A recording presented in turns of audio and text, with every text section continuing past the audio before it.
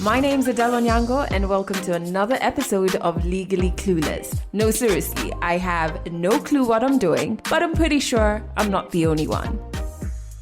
Hey you, welcome to episode 276 of Legally Clueless. Thank you so much for rocking with this podcast. First and foremost, let me just apologize for my voice. Last week, I didn't talk too much. In fact, we used a pre-recording about our upcoming group therapy session because I literally had no voice. It's just coming back. I'll tell you more in a bit about where it's gone. But before we get there, if you're new to this podcast, new episodes go out on Mondays and Wednesdays. And make sure you sign up to officially join the family. That's at legallycluelessafrica.com. And follow us on Instagram. We're at Legally Clueless Africa. All those links are in the show notes. Okay, let's jump into the voice so we can jump into part 2 of Olivia's story. I had no voice last week. I started off the week with no voice. Then I went to protest on Tuesday, which left me even more voiceless. Hence no midweek teas last week because I literally had no voice on Wednesday. Then I went to protest on Thursday, which meant my voice didn't come back. And my voice is only now returning just in time for me to go back to the streets to protest on Tuesday. So fingers crossed that I have a voice to give you an episode of Midweek Teas on Wednesday. But the reason I'm not fretting about this is because this is such an important protest to be part of and to lend my voice even when it's like quarter to.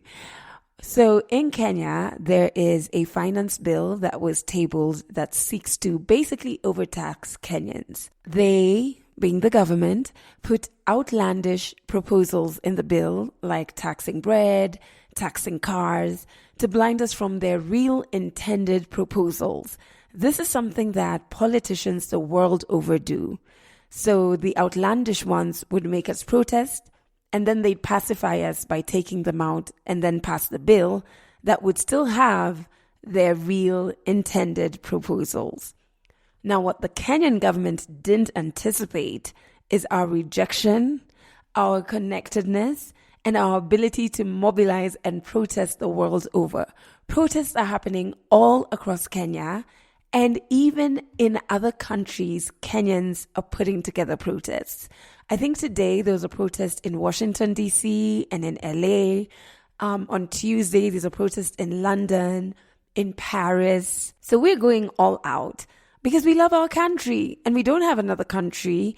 And this is just bullshit that needs to end. Now, unfortunately, the government have been abducting vocal attendees of the protest, even the doctors who have come to the protests to help the injured. During the Thursday protest this past week, the police shot and killed one of the protesters.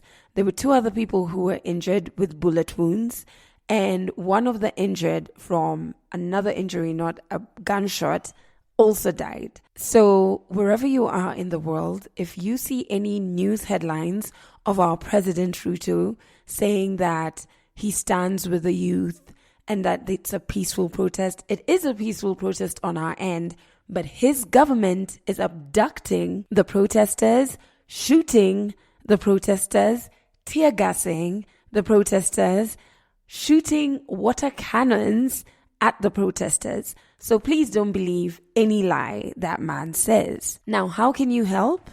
You can amplify everything under the hashtag Reject Finance Bill 2024 from whatever country you are in. If you are in Kenya or you're in a place where Kenyans in the diaspora have arranged a protest, please attend. There is strength in numbers. And I saw this last week. The first protest, we weren't too many and the police were literally hunting us. It was very easy for them to do this. The second protest on Thursday, we were a sea of people and they couldn't even arrest one of us because we were just too many. So if you can attend, please do. You can also contribute to the crowdfunding that is helping bail people out, pay for funerals and medical bills. Just search for Defenders Kenya on all social media platforms. They are a trusted NGO running this. You can also share everything on an Instagram page called civic_rise. The page has translated the finance bill that we are rejecting in various vernacular Kenyan languages, including sign language. So plug in wherever you can. Your voice is needed, even when it's a quarter like mine. And I can feel it going again. So I'm going to wrap this up so we can get into Olivia's story. The last thing I want to say feels wrong to talk about because of what's happening. But we do have our upcoming group therapy on the 29th of June. Details on that are in the show notes. So because of my voice, we're going to just jump into Olivia's story. And then the episode is going to wrap up just so that I can, with your doctor's orders, take it easy when it comes to talking. And also, I want to attend the protest this week. So I kind of have to stop talking between now and Tuesday, Wednesday, Thursday. I'm going to figure out how to protest without a voice. I did it on Thursday. I think I can figure it out. Let's jump into part 2 of Olivia's story. Thank you so much for rocking with the podcast. And thank you in advance for helping us reject the finance bill. 100 African stories on Legally Clueless. Stories from Africa. After that, I went with the so-called shosho. So we went to her village where she had gotten married. I stayed there not for so long, I think a week as well. And there's this very day. Plus again, when I stayed there, it was hard because now I was adjusting to the Ushago life where you're being given jerry cans to go and fetch water from the river, something I never used to do. It was hard. Going to the market on market days to buy food. It was 1.5 weeks, but it was the longest week of my life because I've never carried a jerry can for a long distance. So here I am going now, the friends, the children who are there, I was introduced to them and I was told whenever they're going to the market, you'll be going with them. Whenever they're going to fetch water, at least so that you adjust to this life. But I was like, God, just get me out of here. It was okay. I didn't like the food that she used to cook. Because there are certain fish, oh Lord. I felt like I'm suffering because she used to cook those. It's like the daga, the omena, now whatever we refer to as omena, the daga, whatever thing. But it has bones. God, do you know how hard it is to eat that? Then with the red ugali that they cook it was just crazy. Those are the meals she used to eat because I think she had diabetes or something, so she had to eat to whatever they refer to as healthy. Until this very night when I was sleeping, but then I wasn't sleeping. It was hard for me to fall asleep. I felt like there's something that wasn't really okay. And by then, there was these 2 small phones that mom had found and she bought one for me and she was like, use this. I will be keeping in touch using this phone. So when I felt uncomfortable and the first thing that came to my mind was my mom. It was in the middle of the night. I think some minutes to midnight, 11:30 there. And I was just my mom, and I woke up from where I was sleeping. I was like, hey, my mom has crossed my mind, let me call her. So I called my mom twice, no one picked. Then I had a shosho. People call her Auntie Lily, but to me, she's a grandma. So I was like, let me call her, because she was the one taking care of my mom. So I called her, and she didn't pick the first time. The second time she picked, but she couldn't talk. I could feel like she's crying. So I was like, shoot, I hope it's not what I'm thinking. I didn't really want to think about it, but I was just I hope it's just not what I'm thinking. So from there, I don't know where the idea of calling my aunt came, but I called her and she picked, and I could feel like her voice sounded as if she was crying. Then she started assuring me of, you've never lacked, I have you, I'll always do whatever I can to provide for you. So the first question that came to mind was, why are you telling me this? And right now, why are you really telling me this? Then I was I want to speak to my mom. And she was no, you can't speak to mom right now. You sleep, then tomorrow I'll come get you from where you are. So I don't remember her telling me that she was coming to Kisumu. So I was like, how are you coming to get me where I am? You don't even know where I am. Then she was like, no, Mom already told me where you are, and I'm in Kisumu. I came to see Mom in hospital, so don't worry, tomorrow I'll come and get you. You wake up, get ready, prepare your things, I'll come and get you from where you are. So what's the following day now? I went back and I didn't sleep. Like, it took me hours to sleep. I can just say for that day I didn't sleep well. Then the following day, the grandma that I was staying with was like, prepare your things. The way she used to tell me, go to the shop, get milk. She didn't. She found someone else to go and do that. Like, she was just nice on that day. So if you're smart enough, you'll be able to tell, like, there's something that isn't really happening here. So she told me, get, like, your things ready, prepare yourself. Your aunt is coming. Now, when my aunt was coming, I was told to go and pick her, like, when she was being directed. There's a certain junction that people usually, like, kept on missing, so I was told to go and get her from there. When I went to get her, I was expecting if there'd be so many people, it would just be her, my grandma now, Auntie Lily, and probably the driver. But when I went to pick them at that junction, it was a white car, I can remember. There was a driver. The driver is like my grandpa's. I call her grandpa.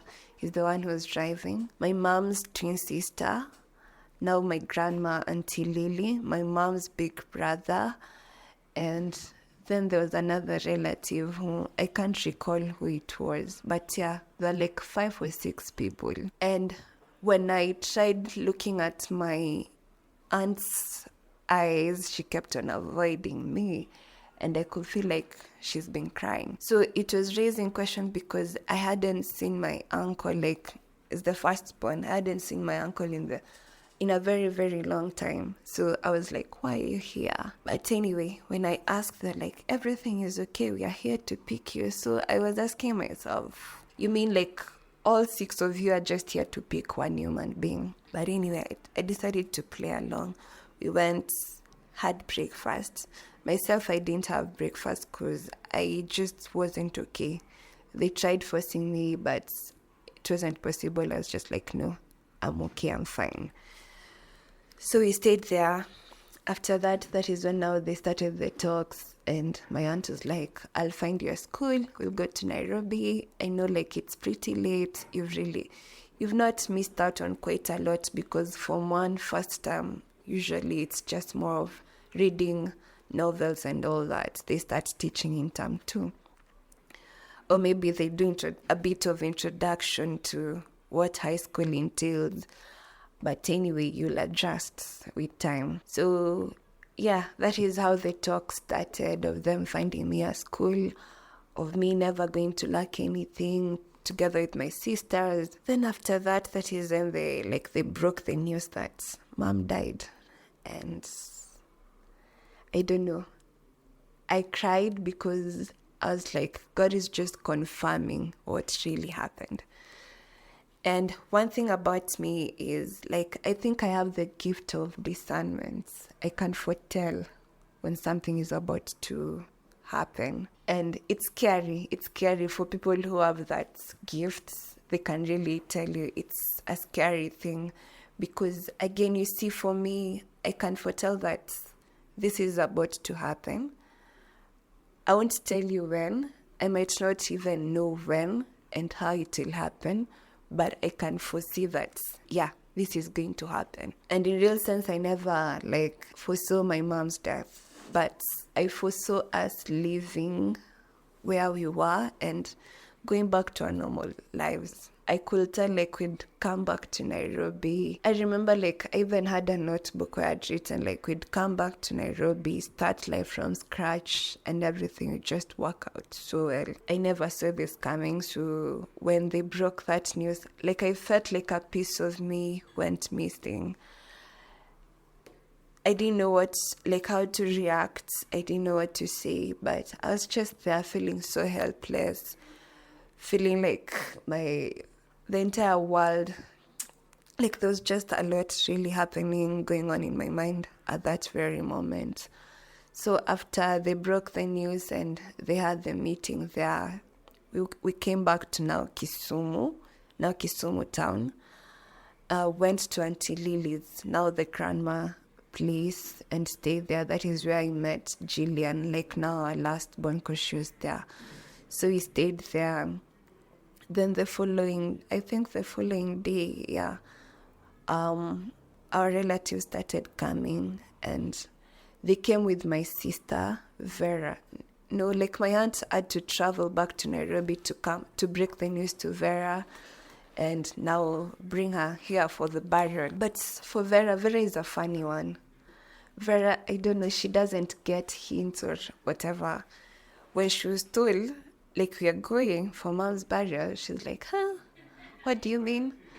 And even a neighbor in Umoja, like, came and apologizing to her. Vera, I'm sorry for losing your mom. Imagine she wasn't getting the whole thing. Like, I don't know if she was taking it like a joke. I think reality hit her when we were going for the body viewing. That is when she was like, oh, shoot, it's really happened. So yeah, they came to Kisumu with some of like our friends, our relatives. They bought for us clothes as usual, the ones to wear for burial. We went to view mom's body. Then it was decided, because now the man who had remarried my mom started those issues of, these are my children, she was my wife, I'm going to take them, they'll stay with me. But then my relatives were like, no, you hadn't paid any bride price, you hadn't like even done an introduction to the family. There is no way you have custody over these children. So it was decided that we'll go bury my mom, because now there's also an argument.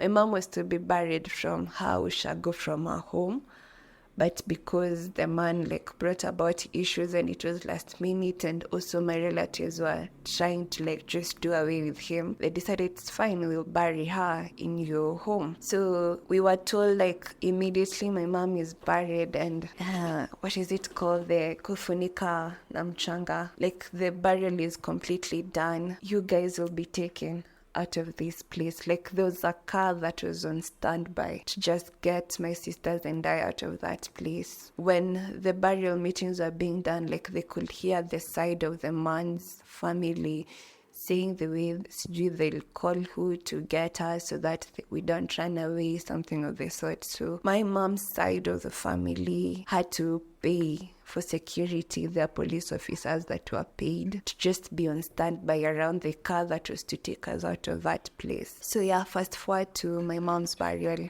We went, buried my mom. I wasn't able to give my last words because as much as I really wanted to talk, I felt like if I was could have said everything that I used to see this man doing to my mom, because for me, till date, I feel like that was a natural death, like untimely. In real sense, if everything was okay, probably my mom would still be alive.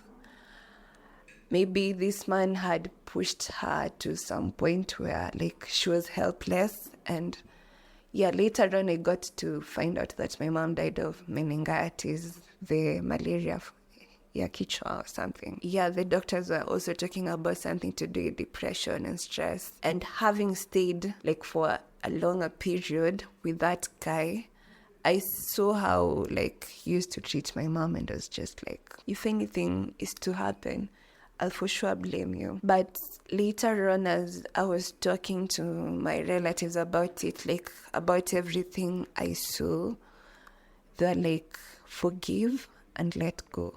Because as much as you live holding on to that pain, it will never change anything. And it won't give you the peace of mind that you really need in your growth. You're still young, you have a long way to go. Don't hold on to the bad things of the past, let it go. Maybe it was a sign from God for me not to be able to talk during my mom's burial, because I wasn't, like, I tried. When I was given the microphone, I was shaking. I remember my mom's big sister called Linda. She came, held the microphone, held me, and she was like, you got this. And I tried, like, I could open my mouth, but then words were not coming out of my mouth, and I was just like, it's fine. It has happened. Then when my mom was being, what is it called? Like pushed down to the ground. I don't know what happened, but I fainted. I didn't see the rest of that part, even where people throw the last soil, those things. I wasn't able to do that because, I think I fainted. So, because it was hard, like it was really hard to see, like this is the last time when you're walking around the casket and she's lying there lifeless. Then you see them closing that casket and it's like, it's over and done with. It was really hard. Then I remember at some point when we were viewing the body and I was crying, I was standing somewhere with one of like a family friend who's like a cousin. Maybe you know her, MC Ivy, Nilima Ivy. Ivy's like a big sister to us ever since. Ivy was there and she was holding on to me. Trust me, this man came and asked me, unalia nini, like, why are you crying? And I was like, how inhuman can you really be? So Ivy, I remember Ivy asking him, like, this child just lost the mom. Why on earth would you ask her why is she crying? And the man was very rude. He was like, stop crying. This is nothing to do to cry about. Then Ivy just took me out of that place. And for sure, when he talked to me in that manner, he was confirming the doubts that I had in me that he was somehow like 70% the cause to my mom's death. Because to him, it was like nothing really happened. Then later we got to realize that he had married so many women. He had married 3. My mom was, I think, the 4th one. So it was really scary. After that, you were taken out. Like it was just a rush. You were taken out and the car just flew out of that place. They didn't know. Our relatives followed later on. We met in Kisumu. So the following day after my mom's burial, like we didn't even have time to digest whatever really happened. The following day, we had booked the next bus to Nairobi, came to Nairobi. My aunt now was on the move to find a school for me. The calling letters that I had received, there's usually a deadline, I think, to communicate to the school if you're going to attend that school or not. So by the time we were checking the schools I had been called to, it was already full. So I couldn't go to either of those schools. So she had to find a school. She went to the sides of Ukambani, Tala, Kangundo area. And that is where, like, she went to Tala, Girls, Kangundo. There's one called Kaivei. That is where I studied, apparently. She went there and found a chance for me immediately. Uniforms were being bought and whatever I needed. I reported to school in second term. That was in May. Can't remember the date, but it was in May. By then, I hadn't made peace with the fact that mom wasn't here, but I was trying to adjust. I was like, it has happened. Life has to move on. So yeah, I woke up that day. Olga now, who's like my big sister right now, the daughter to my aunt, took me to the salon. I got my hair washed and blow dried, like for the whole term. Little did I know that when I get to school, they're going to shave my hair. I felt bad. I felt so bad, honestly, yeah. But anyway, it wasn't indicated even in the, it was called newsletters. It wasn't indicated there. So I got my hair blow dried. There's a car ready. I had everything and we went to school. I was reporting. Now that time when they're supposed to check whatever you've come with, the teacher who was in charge of doing that together with the matrons were like, no, we cannot check our box yet. So my mom, now my aunt, was like, why? And then they said she has to shave her hair because girls are not allowed to have long hair in this school. So my aunt complained. She was like, no, you never communicated about this. Why should she shave her hair? It became an argument. But again, I had no option because they had paid fee for the whole year, sadly. Olga and I left together with the driver looking for like a barber shop around the area. We found one. Imagine I used to have long hair, like very long black hair. You're sitting in front of a mirror, seeing that machine just... It was sad. I cried. Like, it brought back all the pain that I was holding on to. And then Olga was there trying to encourage me that for women, there's this saying that women tend to shave their hair as a sign of new beginnings. So Olga was like, you've been through a lot for the past few months. Maybe like just accommodate this as a sign of a new beginning. Don't look at it from the negative side, but look at it from the positive side. Whatever she was saying wasn't making sense to me. I felt like she was making noise at that very moment, but shaved my hair, joined high school. Form 1 and Form 2, my fee was paid the entire year. I never used to come back for school fees. And that is one thing that I thank God for. Like, I have the best relatives ever. Like, I don't think I can ever trade them for anything. They've been supportive, they've been present. At times, more so, like, if you see us, that is my sister, plus now my cousin who's Olga, but we call her our sister anyway, and my Antonia together, you can't even tell that she isn't our real mother. Like, you can't tell there's something that's amiss. She's taken us as her own children. She's just been the present mom. She tries her level best to make sure that you have the best. Plus, my sister and I have gone all the way to university, all thanks to her. Like, we are who we are today because of her. Our last born is in a national school in Nakuru. She's a smart child, like a smart one, honestly. I'm pretty sure, like, wherever mom is, she just looks at us and she's happy that you're not suffering. Because we were scared of, yes, okay, for us when we were growing up, we hadn't spent much time with our relatives, apart from my mom's sister. Like, we'd see them once in a while in functions where you cannot avoid each other. But most of the time, we just see pictures of people having gone CG for what events. But we never ever got to spend time with them.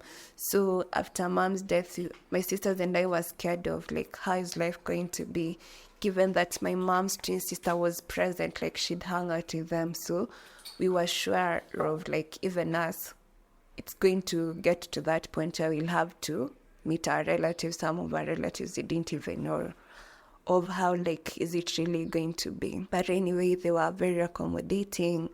They were patient with us, and we've learned quite a lot of things. We were able to go places maybe we weren't able to go to when mom was still here.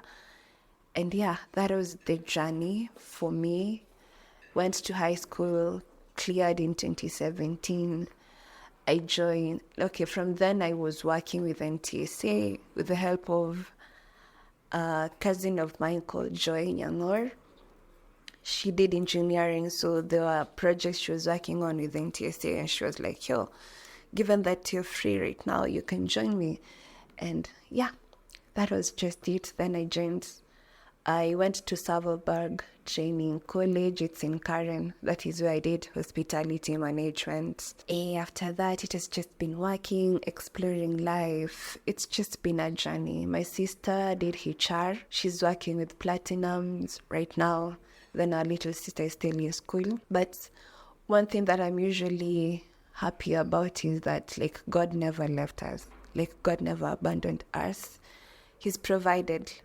Probably at times, not that I'm judging, but I feel like maybe if my mom was still here, we wouldn't be living the life we're living right now.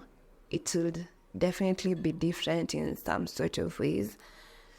And God had a reason as to why that had to happen. So here we are. After college, I did the job now.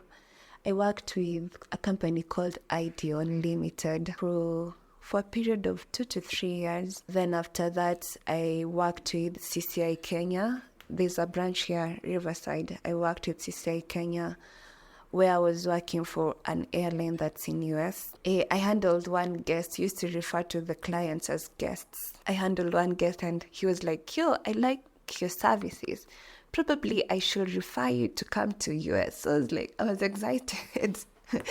I was like, hey, my dream is finally coming true. And it was when I was working with that airline, it's called Spirit Airlines, that I gained the interest of wanting to maybe do a course in relation to that. So I'm looking forward to do cabin crew. I've been doing like a research, but there's school fees. But anyway, God will provide. I need like around 320,000. Where am I going to get it? I don't know. But I'm trusting in God for me to do like the whole cabin crew course plus the exams that are required. But still, I've been applying for Qatar jobs. I went for an interview. I don't know why I didn't pass. Yeah, but I went for an interview for Qatar. Recently, I tried applying one for Etihad, but the reason as to I didn't qualify is because Etihad only has most of its openings in Dubai. They rarely get to come to Kenya. Like, I've not had them having come to Kenya. So when I went to apply, like a friend shared, he told me, like, I heard you working with an airline, probably can try this out. So I went to apply, but all the openings were outside Kenya. At the moment, I don't even have a passport, so there isn't any way I can even approach someone. Can you pay for my transport to Dubai? Because, okay, if they're willing to pay, then I don't have a passport. It won't make sense. Plus, I have a lot of projects that I've been working on. One that I just did recently, the charity one, though, okay, the idea in mind wasn't to do it that way. I mean, I've been into charity for the longest time. I think after being raised by people, I gained the love of giving back to the society because I found myself in places or rather in positions where I've lacked. I know how it feels to lack, not to have anything. But people came through and ensured that, yes, you've lacked previously, but you're not going to allow that to happen again. So I've always wanted to step in the gap where like someone feels like I don't have this, then I provide. I might not be able to do that for so many people, but it's always like the difference that you make in one person's life. It makes a whole difference. And I believe with time, like as time goes by, probably I'll be able to touch so many lives. So my idea was to like do a school reach out kind of thing where I'll be going to schools, identifying the struggling students, not academically, but probably financially. They're the ones who are always sent home for school fees. I can count the number of times I was sent home for school fees, even after my mom's death.